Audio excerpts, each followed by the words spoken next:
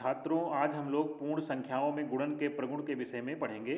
पहला पॉइंट है गुणन का संवरक प्रगुण।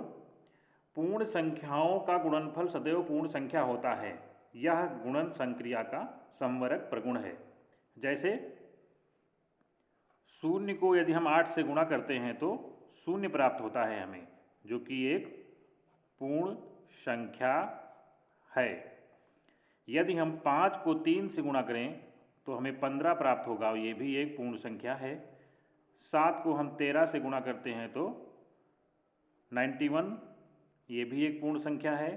6 को हम 5 से गुणा करें तो 30, ये भी एक पूर्ण संख्या है।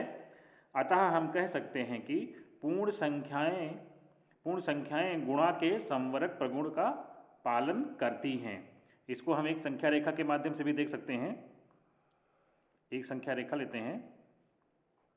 यहाँ पे हम 0, 1, 2, 3, 4, 5, 6, 7, 8, 2 गुणे 4 बराबर 8 पूर्ण संख्या है। 0 से हमें 2 कदम चलना है और 4 बार चलना है। 1 हो गया, 2 हो गया, 3 हो गया, 4 हो गया, और हमें प्राप्त क्या हुआ? 8, जो कि एक पूर्ण संख्या है। दूसरा पॉइंट है गुणा का क्रम विनिमय प्रगुण। गुणा का क्रम विनिमय प्रगुण। पूर्ण संख्या युग्म में उनके क्रम को बदल देने पर भी गुणनफल समान होता है। यही है गुणा का क्रम विनिमय प्रगुण। इसको हम ऐसे देख सकते हैं कि 3 गुणे 5 बराबर 15। यदि हम 5 गुणे 3 कर दें तो भी हमें 15 ही प्राप्त होगा। दोनों ही दशाओं में उत्तर सेम प्राप्त हो रहे हैं, समान है। गुणा का क्रम विनिमय प्रगुण भी यही कहता है, पूर्ण संख्या युग्म में उनके क्रम को बदल देने पर भी गुणनफल समान होता है। इसे गुणन संक्रिया का क्रम विनिमय प्रगुण कहते हैं। तीसरा पॉइंट है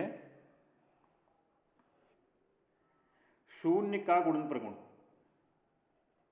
तीसरा है शून्य का गुणन प्रगुण।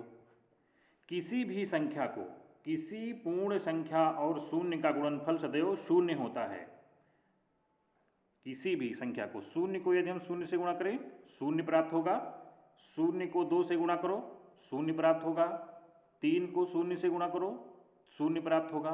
कोई भी संख्या जिससे अगर आप 0 से गुणा करते हैं तो हमें शून्य ही प्राप्त होता है। यही शून्य का गुणन प्रगुण है। चौथा है गुणन का तत्समयक अवयव। एक को गुणन का तत्समयक अवयव कहते हैं। एक को गुणन का तत्समयक अवयव कहते हैं। क्यों? एक से किसी भी संख्या को यदि हम गुणा करते हैं तो हमें वही संख्या प्राप्त होती है। एक को यदि हम 0 से गुणा कर दें तो 0 प्राप्त हुआ। एक को यदि हम 2 से गुणा कर दें तो 2 प्राप्त होगा। एक को यदि हम 3 से गुणा कर दें तो 3 प्राप्त होगा। एक को यदि हम 4 से गुणा कर दें तो 4 प्राप्त होगा। यानी कि जिस भी संख्या से हम 1 को गुणा करेंगे तो हमें वही संख्या प्राप्त होगी। अगला पॉइंट है 5 नंबर है गुणन का सहचर्य प्रगुण। गुणन का सहचर्य प्रगुण। इसका अर्थ ये हुआ कि यदि 3 संख्याएं दी गई हैं, 3 पूर्ण संख्याएं दी हुई हैं और उनमें यदि हम 2 संख्याओं का गुणन पहले कर लें और बाद में तीसरी संख्या से उसके गुणनफल को गुणा करें तो हमें वही प्राप्त होगा जो हम पहली संख्या को गुणा करके फिर दूसरी और तीसरी संख्या को साथ में जो गुणनफल प्राप्त होगा उससे गुणा करने पर प्राप्त करेंगे। तो इसको हम ऐसे समझ सकते हैं कि पहली संख्या गुणे दूसरी संख्या और गुणे तीसरी संख्या बराबर पहली संख्या, यहाँ पे जगह नहीं है, इसको हम अगले पेज में कर लेते हैं।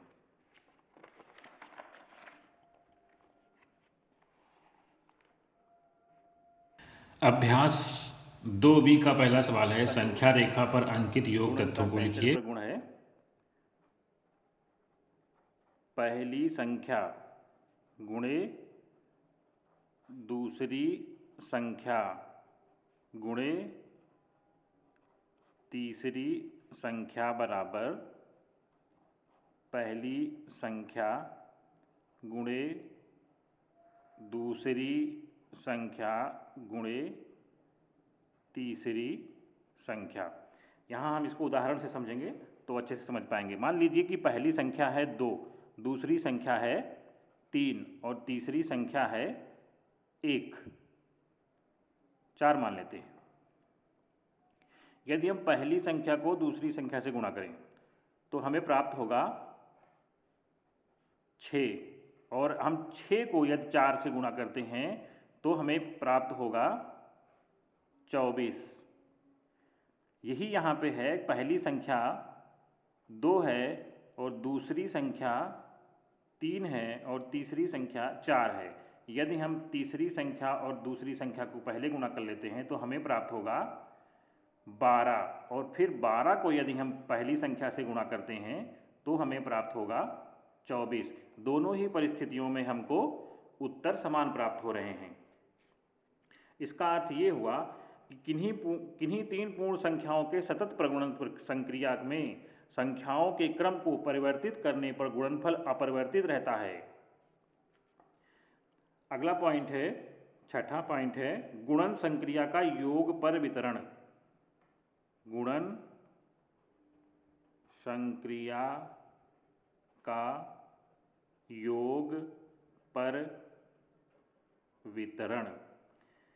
यहाँ पर देखिए, यदि तीन संख्याएं हैं, यदि 3 पूर्ण संख्याएं हैं और पहली संख्या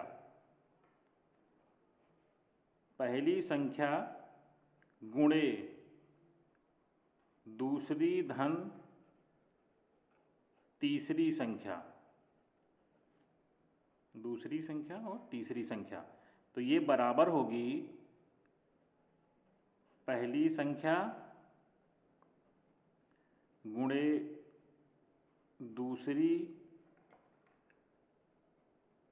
संख्या धन पहली संख्या गुणे तीसरी संख्या। इसको उदाहरण से समझिए। मान लेते हैं कि पहली संख्या है 2, दूसरी संख्या है 3 और तीसरी संख्या है 4। अब यदि हम दूसरी और तीसरी संख्या ब्रैकेट में है, यहाँ पे ध्यान दीजिए, और 2 संख्या पहली जो है वो बाहर है, यानी कि 2 बाहर है और 3 और 4 प्लस लगा के ब्रैकेट के अंदर हैं। तो यदि ब्रैकेट खोलेंगे हम, जैसे ही ब्रैकेट हटेगा 2 का ब्रैकेट के अंदर की दोनों संख्याओं से गुणा हो जाएगा। पहली संख्या यानी 2 गुणे दूसरी संख्या 3 धन पहली संख्या 2 गुणे तीसरी संख्या 4। 2 का पहली संख्या का दोनों संख्याओं के साथ गुणा हो रहा है। यही है गुणन संक्रिया का योग पर वितरण। दोनों संख्याओं में वितरण हो गया इसका, पहली संख्या का। घटाने में भी ये नियम लागू होगा, घटाने में भी ये नियम लागू होगा। मान लीजिए कि पहली संख्या है, ये आपका 7वां पॉइंट है, पहली संख्या है 2 गुणे दूसरी संख्या है 3 और तीसरी संख्या है 4। ये तो प्लस हो गया, 2 गुणे 3 ऋण 4। तो यहाँ पे हम जब भी इसको ब्रैकेट को हटाएंगे तो हम पहली संख्या का 2 गुणे 3 करेंगे, दूसरी संख्या में गुणा हो जाएगा, और माइनस लगा के फिर पहली संख्या का तीसरी संख्या में भी गुणा कर देंगे, 4 होगा यहाँ पे। तीसरी संख्या में भी हम इसे गुणा करेंगे। ये इसका मतलब ये हुआ कि गुणन का घटाने पर वितरण नियम लागू होता है। गुणन का घटाने पर भी वितरण नियम लागू होता है।